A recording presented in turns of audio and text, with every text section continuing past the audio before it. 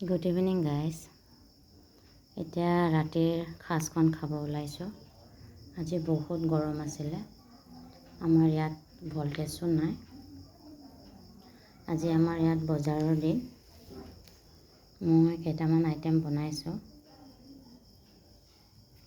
এইটো দালি, মগু দালি, তাৰপাছত এই মাছ ফ্ৰাই, তাৰপিছতে চিলি পকৰা, বেঙেনা ফ্ৰাই, ভেন্দি বইল, তাৰপাছত কেৰেলা ভাজি।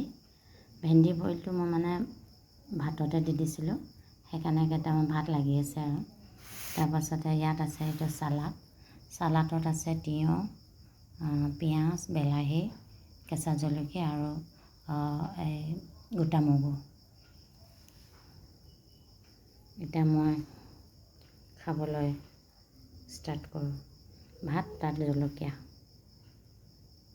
Bye bye.